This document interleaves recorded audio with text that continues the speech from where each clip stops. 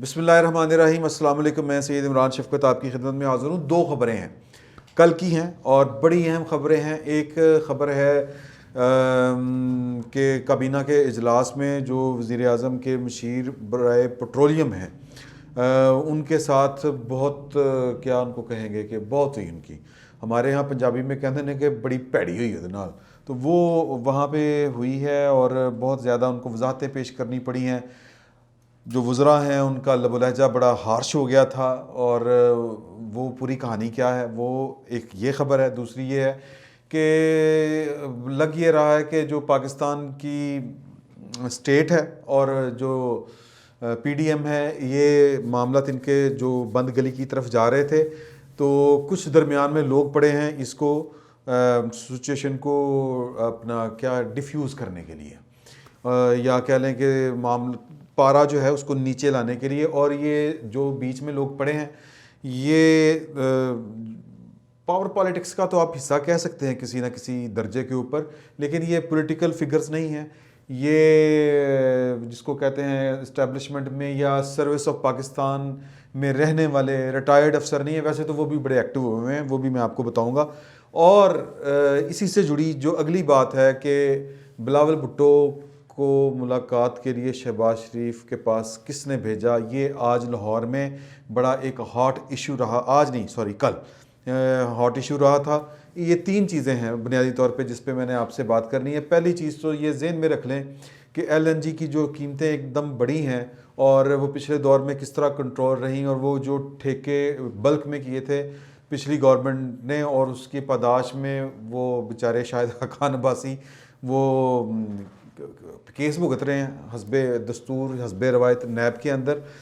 तो इस हुकूमत की में आके या इस गवर्नमेंट ने आके वो जो इमरान खान साहब रोना रोते हैं कि मैं जानता हूँ कि ये यहाँ पे माफियाज़ हैं, तो और माफिया उनके इर्द गिर्द ही पाया जाता है। और उस एक माफिया में एक माफिया बिजली माफिया भी था, अगर आपको याद हो, आईपीपीज़, वो तेल वाला मामला सारा याद होगा आपको कि जी के किस तरह इन्होंने वो फर्नेस ऑयल वगैरह, समझ रहे हैं ना।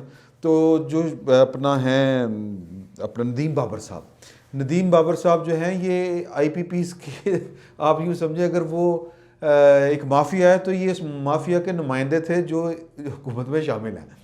तो इन्होंने क्या किया, ये बेसिकली हैं अपना वो फर्नेस ऑयल के बिज़नेस में, और फर्नेस ऑयल के ज़रिए ही ये कंपनियां चलाई जाती थी, आईपीपीज़ जिनको कहते हैं पिछले दौर में। मैं ये मुख्तसरन आपको बता रहा हूँ, ज़्यादा डिटेल में नहीं जा रहा। ये शाहज़ेब खानज़ादा रोज़ाना की बुनियाद पर ये सर्जरी कर रहा है, ऑपरेशन कर रहा है ये गवर्नमेंट का एलएनजी के इशू के ऊपर। वो एनफ है, उसके आगे बात मेरा ख्याल है करने के लिए, फिर और ज़्यादा बात करने के लिए फिर वो कहना टाइम ज़ाया होगा। तो वो सूरत हाल मैं मोटी मोटी आपको बता देता हूँ।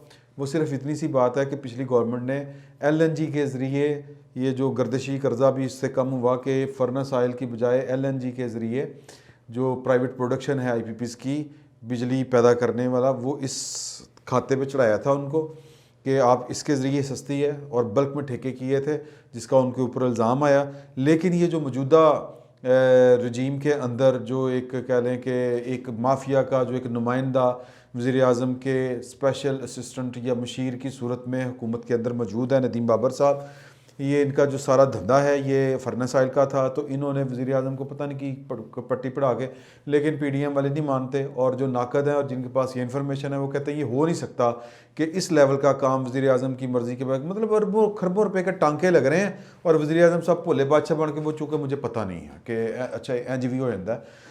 तो वो जो क्लास लग रही है इस वक्त शाहज़ेब खानज़ादा के ज़रिए उसके प्रोग्राम में, तो इसको लेके जो काबीना के लोग हैं वो बड़े परेशान थे। उन्होंने कहा कि हमारी लुटिया पहले ही जो डूब रही है, और रही सही कसर नदीम बाबर साहब आपने पूरी कर दी है कि आपने एलएनजी को बर वक्त आपने मंगवाया नहीं, इंपोर्ट नहीं की पाकिस्तान में, और फर्नेस ऑयल के चक्कर में अपनी दिहाड़ी लगाते रहे हैं आप लोग, और मतलब एलएनजी का कीमत फिर बढ़ गई, और फिर वो मतलब वो मैच नहीं कर सके, वो जो डिमांड सप्लाई वाला फार्मूला है उसके मुताबिक ये चल नहीं सकी गवर्नमेंट, जिसका नोटिस आज काबीना के अंदर लिया गया। वज़ीर-ए-आज़म में खामोश तमाशाई की सूरत मौजूद थे, और वहाँ पे जो बोलने वाले वज़रा हैं और जो मशीर हैं उनमें से एक नदीम अफजल चंद साहब हैं, वो बहुत आउटस्पोकन हैं, वो खुल के बात करते हैं एक दफ़ा तो उन्होंने वज़ीर आज़म के जो सबसे चहेते मशीर हैं वज़ीर हैं, वज़ीर मवासलात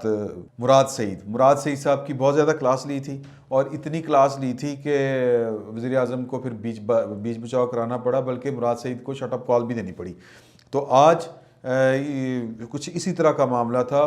काबीना के अंदर फवाद चौधरी बहुत आउटस्पोकन आदमी हैं, तो बुनियादी तौर पर काबीना जो थी उसकी तोपें थीं, और आगे निशाने के ऊपर जो थे वो नदीम बाबर साहब थे, और नदीम बाबर साहब के पास वो झूठी सच्ची वजाहतें थीं। और अब जो केस है वो टेकअप करना है, वज़ीर आज़म ने उसका नोटिस लेना है, और वज़ीर आज़म साहब माशाल्लाह जिस चीज़ का नोटिस लेते हैं वो उल्ट पड़ जाती है हमेशा की तरह। उन्होंने चीनी का नोटिस लिया, वो 55 से 100 रुपये से ऊपर चली गई। तो इसी तरह उनके और भी नोटिस हैं, अद्वियात के ऊपर नोटिस लिया, फ़लाँ पे नोटिस लिया, जो हशर होता है वो आपके सामने है। तो कुछ लोग तो कह रहे थे कि यार कि दुआ करो वज़ीर आज़म नोटिस ना ही लवे इसका, तो वरना इसकी भी कीमत और बढ़ जाएगी। तो आज कहानी जो थी उधर की वो मैंने आपको बता दी कि LNG के इशू के ऊपर बहुत कंसर्न शो किया है बहुत से वज़रा ने काबीना के अंदर, और नदीम बाबर साहब को बड़ी वजाहतें देनी पड़ी हैं, और वज़ीर आज़म साहब जो हैं वो खामोश तमाशाई थे।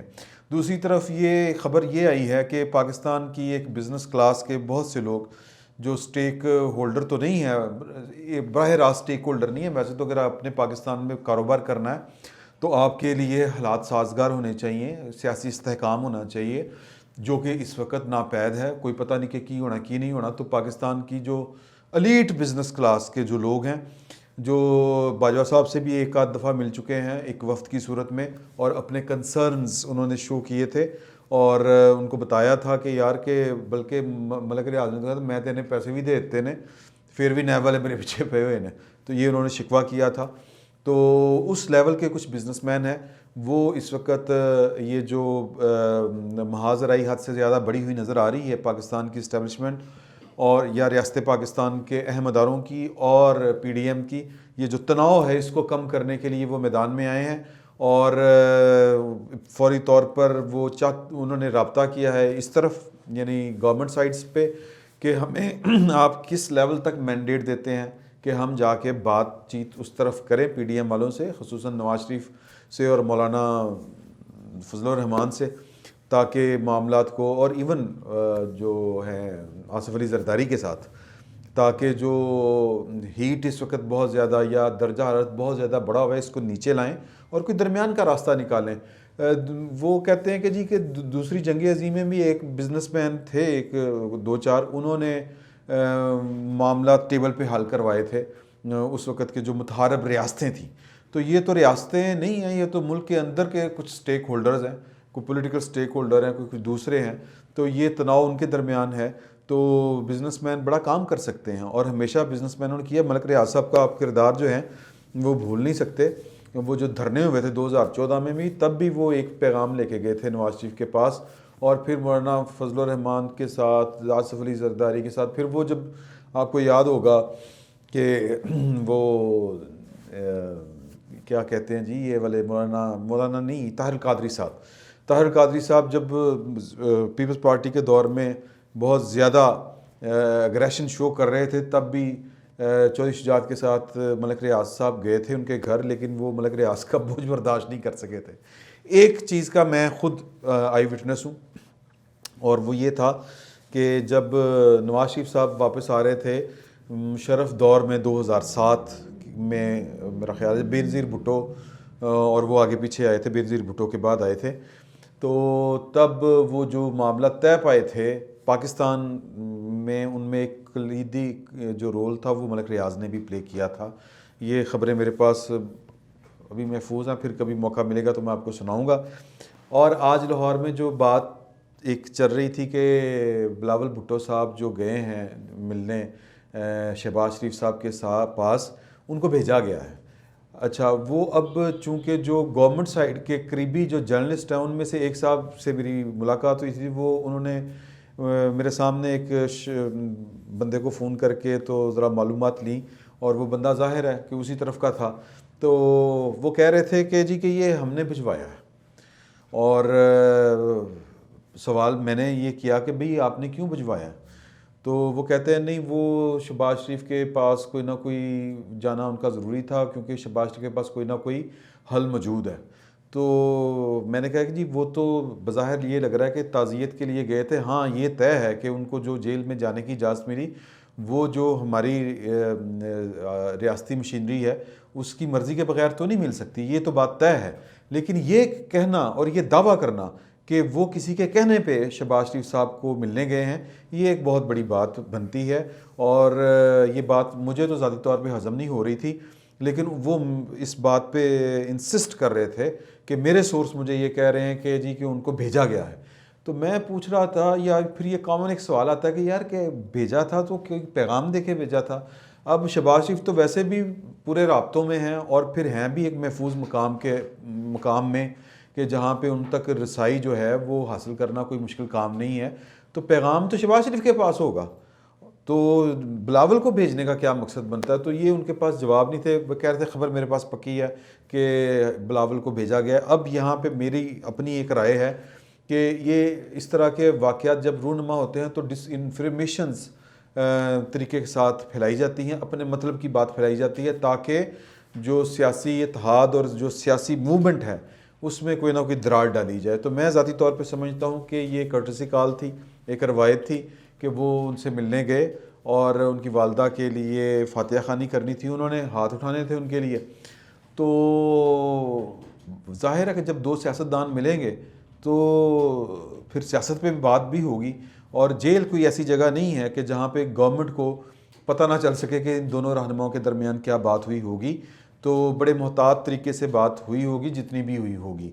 ऐसा कोई राज जो हैं वो आपस में वो कोई जो कानाफूसी जो होती है कि कान लगा के एक दूसरे से बात करना, आपस की बात करना, वो उस तरह का मामला हरगज़ नहीं होगा। मुझे ज़ाती तौर पे लगता है ये महज एक कर्टसी कॉल ही होगी, क्योंकि जेल के अंदर बैठ के इस तरह के प्लान्स जो हैं वो नहीं बन सकते। अगर बन सकते होते तो फिर नवाज शरीफ बाहर लंदन ना जाते, वो इधर ही बैठ के कोई ना कोई धमा चौकड़ी जो थी सियासत कर लेते। तो लिहाजा वहाँ पे हुकूमत और जेल, मतलब ये कि जहाँ जेल में अगर आप कहें कि हुकूमत आपको मॉनिटर नहीं कर रही तो ये एक गलत फहमी है और शदीद गलत फहमी है। तो बिलावल भुट्टो भी बच्चे नहीं हैं और शहबाज शरीफ तो बिल्कुल बच्चे नहीं हैं कि वो, हाँ ये एक अलग बात है कि भाई वो दोनों मुक गए हों किसी के साथ के नहीं हम आपके ढोल पे नाचने के लिए तैयार हैं, तो बस मुझे शहबाज शरीफ साहब कह दें कि हाँ मैं तैयार हूँ, ये मैं उनके मुंह से सुनना चाहता हूँ बात जो आप मुझे कह रहे हैं। फिर हो सकता है, लेकिन ये मेरा ख्याल है कि ये एक विश हो सकती है, ख्वाहिश हो सकती है, ख़बर नहीं हो सकती। फ़िल वक्त इतना ही। बहुत बहुत शुक्रिया।